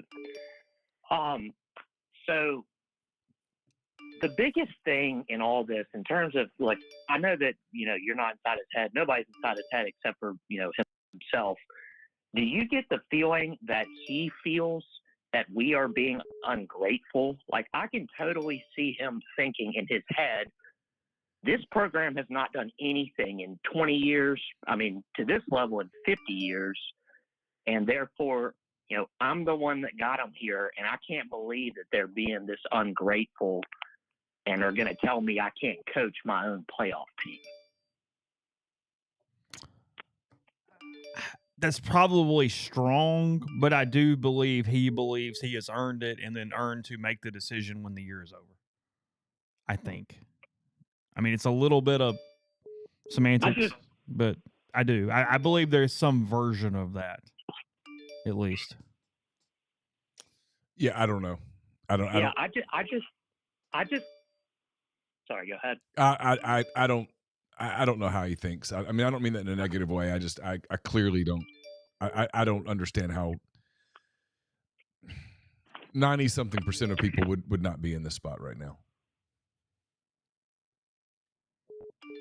Yeah, I'm not. I just, if you're him, I just think about the fact that, okay, you know, well, number one, I thought he would have been crazy to go to Florida over LSU. I mean, you got to think about the fact that Les Miles and Coach O won the Natty at LSU. Like, you know, so I always thought that was a better job than Florida. But even at LSU, you got to think about the fact that, I'll put it this way, I would say there's at least a 50% chance with any coach. I mean, I think anybody besides Nick Saban who went to LSU, they got a 50% chance at minimum of getting their head chopped off in year 4. I mean, he could go 10 and 9. Like, I mean, it's not just a guarantee that he's just going to kill it down there. I don't believe it's a guarantee that anyone's going to kill it down there. And I feel like he'll feel like a buffoon if he goes down there, gets 3 or 4 years, and then gets fired. Because where does he go after that? Yeah, but he doesn't think like that. I mean, back to FAU. He doesn't think like that. That's the no. He just thinks he's going to go 36-1. Yeah, I mean, he just doesn't think like that. It's the hard. We try to explain this to people. Guys like that just don't think. They don't think in terms of what if I fail. It's not a thing. It is. I get what you're saying. It's just not how it. It's literally antithetical to how he thinks. Yeah. Thank you for the call. And I understand that you have to think. You have to be fearless going into a job. I get that, but I mean, at the same time, like no, you're still you're not understanding what we're saying completely. He doesn't think like that. That failures. He thinks Eddie O put together that 19 team, and if Eddie O can do that, then he's about to go win all the championships. Precisely. That's what he thinks. Yeah. Thank you for the call. Well, that's. Kyle, thanks for super chat real quick. I missed you. Says either of y'all been threatened to reveal a source by Ed Orgeron, actually, one time. Yeah, that's one of my more extreme ones. Yeah, I've been. I mean, Ed was real pissed one morning. Yeah, kind of threatened, but not really. No. Well, I mean, like not bodily harm. Yeah, but pushing. Yeah, fairly significantly. I've had people get upset about. Yeah, Hugh got upset about sourcing. He was like desperately wanted to know who the source was. I'm like, I'm not telling you, and he lost his mind. Was it? Why did Ellis touch you that time? What was that over? A radio appearance that I did in South Carolina. Oh, he just didn't like what you said. Yeah, his daughter lived there and he didn't like it. Oh, really? Yeah. Oh, he wasn't at Auburn anymore. He was still at Auburn. Oh, he was. He wasn't at Coastal yet, or wherever he went. This happened in the bowels of Bud Walton. Oh, yes. Fun times. Fun times. Hey, caller, who's this? Hey guys, this is Jim. Hey, Jim, what's up? Hey, I just wanted to get y'all's insight into this. You know, most people probably like me, and Lane cares nothing about what we think. We're nobodies to him. But take us into the mind of the people who pour tons of money into to give Lane resources to do what he does. What is the extent of the damage that the last couple of weeks have done, and is it even repairable from a relationship standpoint with those people? I'll let Chase answer this because I think he can answer it more extensively than I can. But I talked to 2 pretty big donors today, and they're both somewhere between pissed and their feelings are badly hurt. Yeah, that's fair. They feel betrayed a little bit. Is it reparable? As of today, yes. Yes. Don't lose. Is it reparable in a week? Maybe. Yeah, probably. Is there real frustration? Yes. Will this pop? If things don't go well, will this pop back up? Yes. I mean, if your question is, has damage been done? Yes. Is it reparable? Yes. Will there be scar tissue? You bet there will. And the scar tissue in the world where he stays, and I just got to be honest with you, I feel less confident about that than I did an hour and 38 minutes ago. Just my spidey senses are sending me in a different direction. But in a world where he stays, this was unnecessary damage that has absolutely created scars, no doubt. My opinion. You know more big donors than I do. Yeah, it's still, look, winning fixes it all for the most part, unless it gets even worse from this point. So, yeah, he goes and wins the Egg Bowl, and they announce that he's coming back, and he wins a playoff game and plays on New Year's Day or whenever, and they all have a great time in New Orleans and stuff. I mean, hey, by the time next September rolls around, hey, cooking with gas, all good. But the very next sign of any of this, and it doesn't do this gradual stair step to where we are here. It goes to DEFCON 1 in half a second. That's what happens. Is this stuff just keeps accumulating and accumulating and accumulating on top of each other. So no, this is fixable right now. Anybody that's overly pissed, because look, here's the thing. And it's a weird seesaw. High-level donors, well, first off, most high-level donors, you have no idea who they actually are. They're not public-facing at all. They are used to getting their way, if you will. That's a lot of very successful people. That's not a negative trait. However, they are giving that level of money because they just care about the place and want it to do well. And because it's kind of thing that helps Lane while also being antithetical, of what we're talking about, is that they're so consumed with just Ole Miss winning, they'll get over it because that's still the point, and Lane gives them the chance to win. So yes, but it can't get worse for sure. If it gets worse, you have a larger problem in that context. Thanks, guys. Yep, thank you.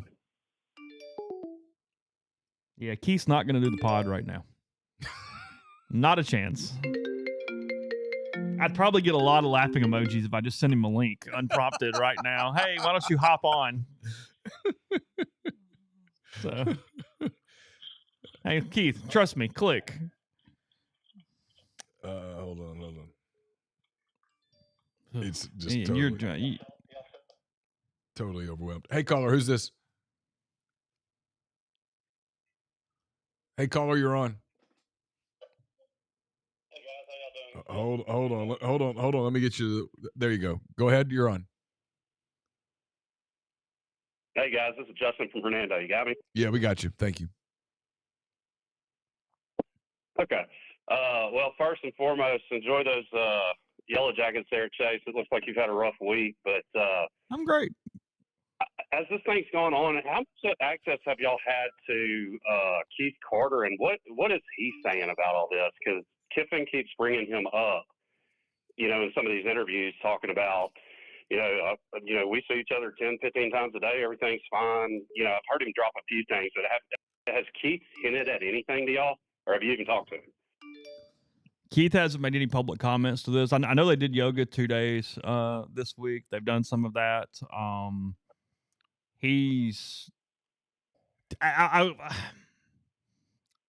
has done a really good job of staying calm in this. And it's what he's conveyed to a lot of people is just simply, because look, I think one of Keith's best traits is, as we said this morning, he's really grown into the job, understands Ole Miss's kind of role in this, what his role is regarding Ole Miss. And it would be so easy to get emotional and frustrated and just hit the button and go, we're going to end all this right now. And one of the big things he does so well is, kind of like the Tom Mars thing last night pops up. Tom Mars says that, hey, you probably have an out if they didn't do all these written communication things. And that's the way it's in the Ole Miss contract. And it's there.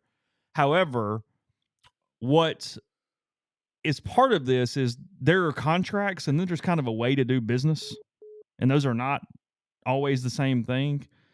And I think that while Lane is talking to Keith is talking to Lane, and they have this level of rapport back and forth, he has done a great job of keeping it business and not personal and having an even tone while also being firm and going, hey, I'm here to protect Ole Miss's interest.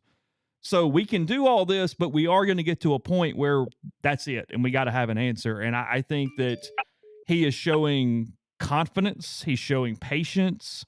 Showing optimism because frankly there's no reason not to, while also covering your bases, running the turnkey search behind closed doors, which is what any good CEO would do. You handle all those things, you hit every key, you stay calm, and then you proceed there, and when the stick is needed, you go to the stick, but you don't go to the stick early. That shows an emotional leader that simply doesn't understand his place in the overall ecosystem. I agree with that completely. Yeah, the whole administration over there has done a remarkable job through this. I mean, look, the job's not done, right? I mean, they still job not done. Well, it's true, but they still got some laps to run, in this thing. Unless tomorrow Lane goes, look, I'm staying. I want to be here. Let's announce it. At which point it's over. But anything short of that, I mean, Keith still got a lot of work left. But to this point, I mean, I think you have to give him and Boyce and everybody over there. And Eric Wood and Denson and Matt McLaughlin and everybody over there, you have to give them an A for the way they've handled it.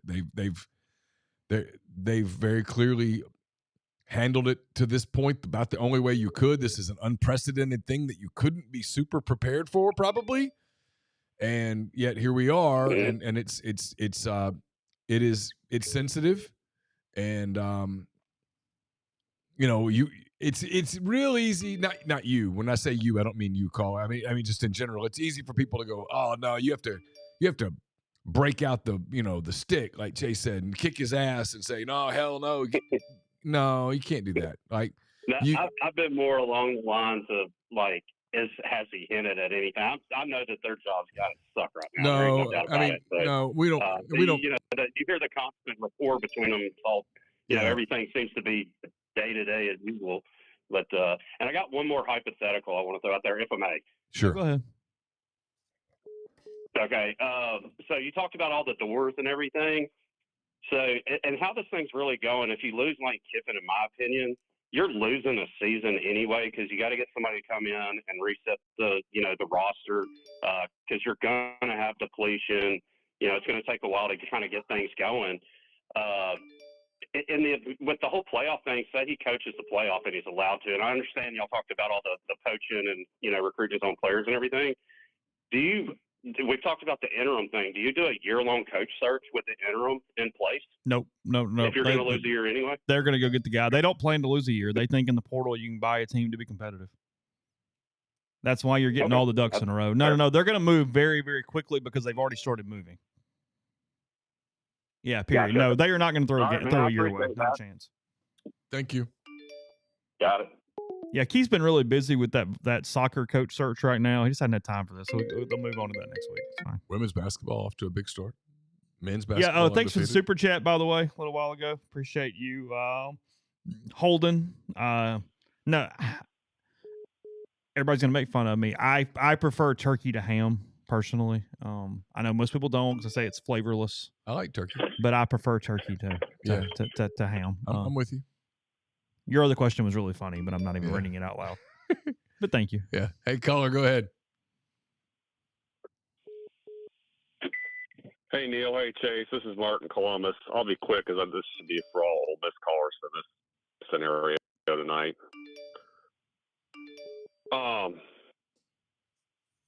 Lane, man, sometimes life ain't fair, dude. Like, oh yeah, I'm with you here. Go ahead. I know you want this to be like perfect.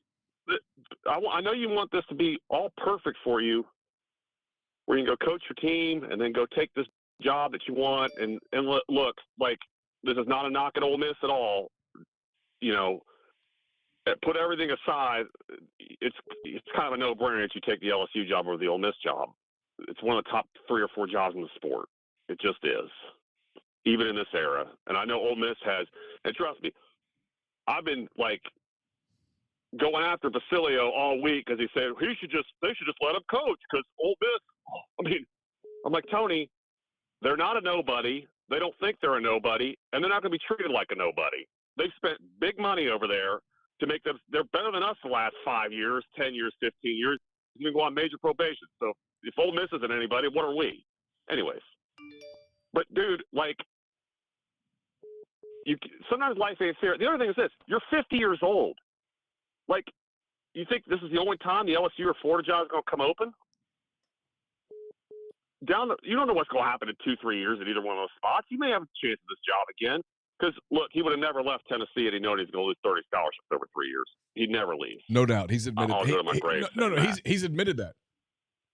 He's admitted that had he known what was coming, he would have stayed at Tennessee. I've always defended him for leaving. Like, I get it. No, I don't defend him and Ed Orgeron calling recruits that night from Tennessee cell phones telling them not to enroll. Yeah. And, some of the stuff he did on the way out the door I thought was real, just not classy at all. But he was a 34-year-old kid then, too. Like, it was a whirlwind for him. And I said before, we should have hired him when we hired Pruitt, but too many Tennessee people were in their feelings. But, like, dude, man, Lane, life ain't fair sometimes, buddy. Sometimes timing just doesn't work. And you can't have both here. But, like, I know you're trying to make it work so you can have both, and that's all he's doing. He's trying to drum up public sympathy so he can, they're not letting me coach my team. That's all he's trying to do here. He's not just, it's all he's trying to do. Yeah. He wants to have both. wants to have his cake and eat it too. Sometimes life ain't fair. And listen, you brought up a really good point just then that I've kind of not thought about, and I'm not saying I would, if I'm Keith and Boyce and them, that I would hold this against him, but it would be something we'd have to conversate about, and that would be if you have a meeting tomorrow and I get hey, I just don't know, I haven't made up my mind. One of the things I have to say to him is one example of you talking to one of our players about going somewhere else. Boom. One example of you talking to a recruit about going somewhere else, and it's over.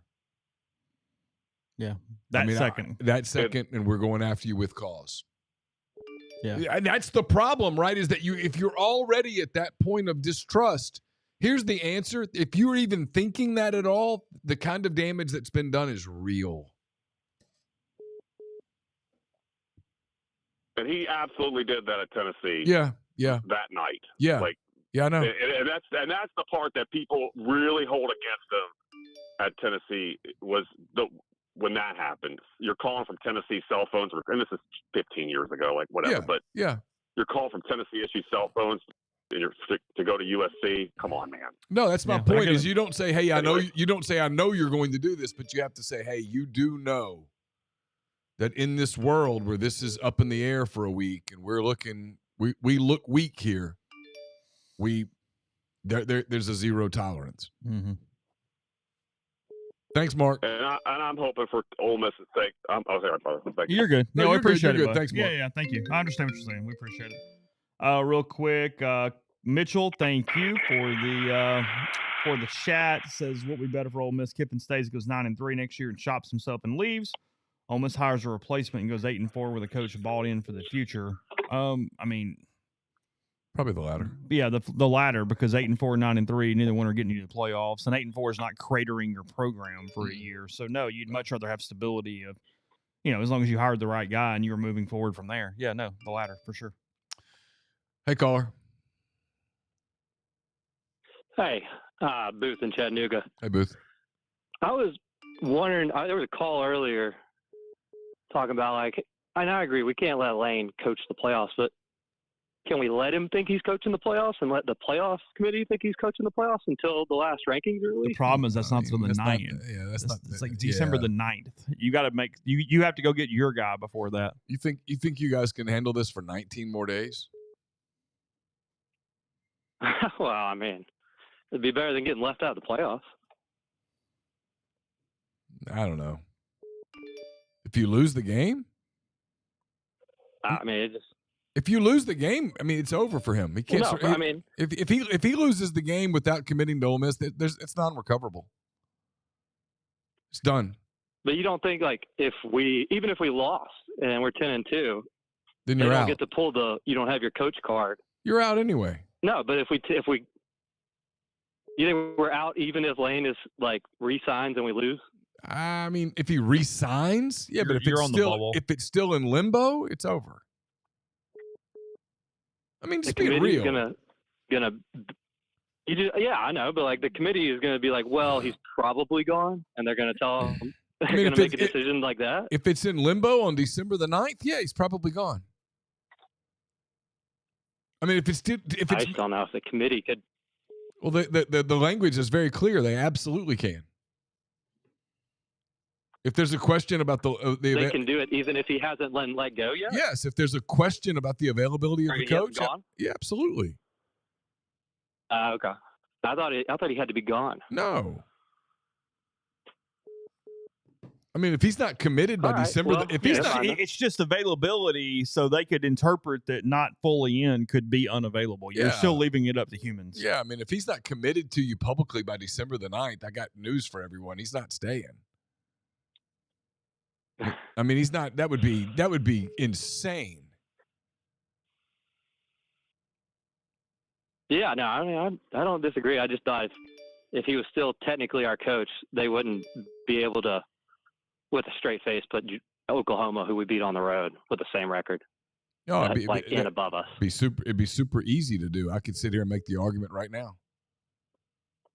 Oklahoma finished the season better. They had better wins. Well, they had better wins. Their losses weren't terrible, and their coach is there. 3 years done.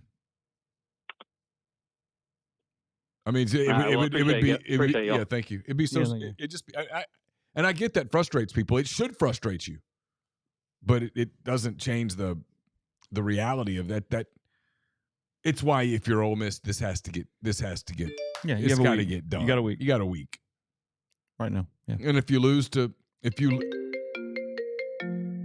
for the record, I don't think they're losing to State, but in a world where they did, it's really bad. And there's no point in pretending that it's not. That's my point. Hey, caller, who's this? Hey, this is Ronnie here from Oxford. Hey, Ronnie. Long-time listener, first-time caller. How y'all doing? Good, thank you. Y'all sound pretty busy, huh? Nah, we're good. So I was wondering, at what point do the players actually come together and say, hey, you know, you talk about this commitment. You know, we commit to you, we commit to the team. You know, do we get a commitment from you, or is that just, you know, kind of a thing that just really doesn't happen, I guess, and I don't know. Kind of stuff. So no, it's a very fair, valid question. I don't know that either of us can answer it. We're not inside that locker room. Yeah, you hear different things, which happens because there's 100 players. Right. That's the problem. You could talk to these five and then these five and have something totally different.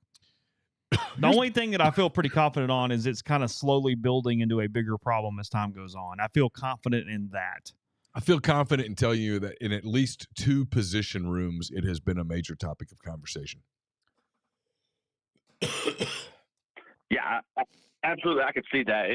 I guess it would take a lot of your, you know, big-time players to come in and team leaders, you know, like, hey, look, we need to get together, let's call a meeting, something like that. And, you know, we just want answers and we want clarity, you know, clear up our minds so we can play. And, you know, it's just something I've been thinking about here lately. Yeah, no, it's more than fair. You know, I mean, I would think players want clarity. Sure. I mean, that's the whole point of the meeting tomorrow, I think, is to get clarity. That's been the word that's been used. I mean, it's to, hey, what are we doing? What's this look like? How do we manage this? And there's, you know, a few scenarios, and you got to work through them and figure out which one you're taking, and, you know, you go from there. Yep, that's about it. But I appreciate it. Like I said, first time caller. I enjoy y'all's show. Listen every day. So keep up the good work, guys. Thank you very much. Hey, caller, who do we have?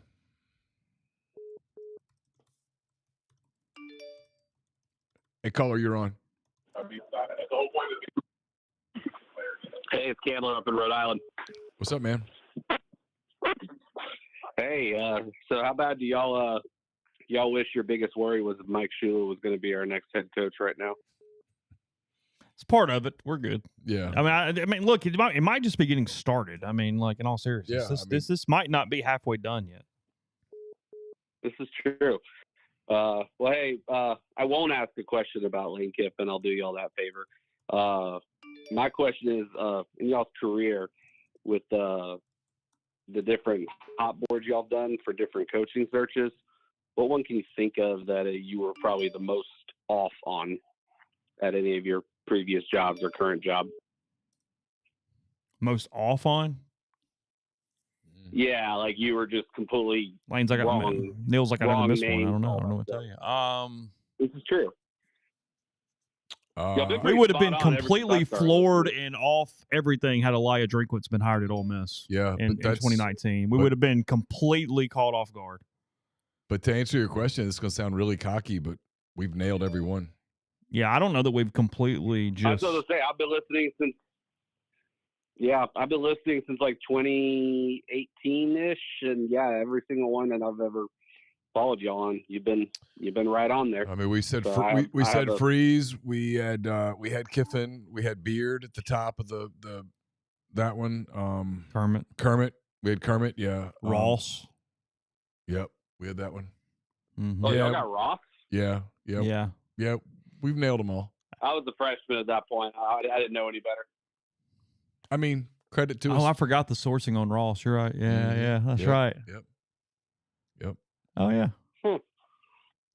There's never been a baseball search. Y'all hang in there. Yeah.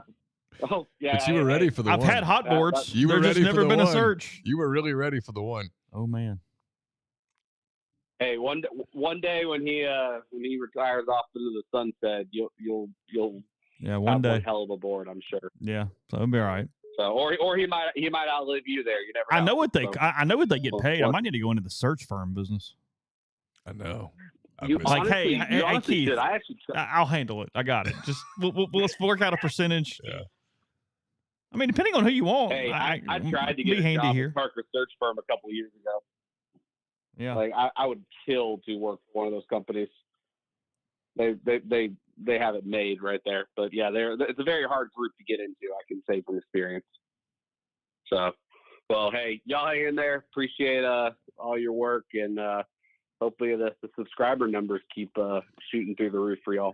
Thank you. Your mouth to God's ears. Thanks. The college football committee would not put together a poaching rule. You just can't do it. This is a contractual thing for state employees. That doesn't work. Peyton, thank you. He says if there's a meeting tomorrow, there'll be resolutions week one way or the other. No, absolutely not. Not necessarily. And again, do not freak out if nobody has a real report. Not the bull crap about hearing something, but I could be wrong. None of that bull crap. A real report by like Monday. Yeah. I think that's more the day than Friday. I do too. So just chill. I'll be really surprised if there's big news tomorrow. I kind of will too. There'll be people. There are gonna be people. It means something went great or horrible. There are gonna be people who make stuff up. Yeah. Yeah, and let me say this, and I don't want. I'm not pointing fingers at anyone locally, nationally, anything. Laura just sent me the text that says wrap it up. People are going to make stuff up tomorrow. If you don't, this is your BetterHelp segment right here, where there's a lack of news, rumors and stuff fill the void, and that will happen tomorrow. Yeah. So just take a breath. So chill. If something comes out tomorrow, it either went incredibly well or it was god awful. Yeah. And the odds are overwhelming that it's going to be somewhere in between. If it's between 15 and 85, you probably won't hear much tomorrow. Yes. And the odds are overwhelming that that's where it's going to be. Yeah. So, all right, we're going to wrap it there. It's been a day. We got a potentially big day tomorrow. We got a big weekend next week, the whole deal. So we're going to hit the pause button on us. If something does break, we'll be with you. If it doesn't, we'll be back Monday morning with a Blue Sky Live. There is some content up at the site, McCready and Siskey, Butcher versus Dance Instructor, all that stuff. There's content for you. Lots of podcasts. I had a mailbag podcast yesterday. So there's a lot there. We'll be keeping up with things as they happen. And obviously stay on Rebels 24/7 with us. We really appreciate all of you, all the super chats. I know we didn't get to all of them, but we really appreciate all of you guys. So until next time, for Chase, I'm Neal. Thanks to Comer and Southern for sponsoring the show week after week after week. We appreciate Eric and all those people so very much. Been with us for a long time, and you guys are awesome, and we're incredibly appreciative. So until next time, you guys take care. Bye.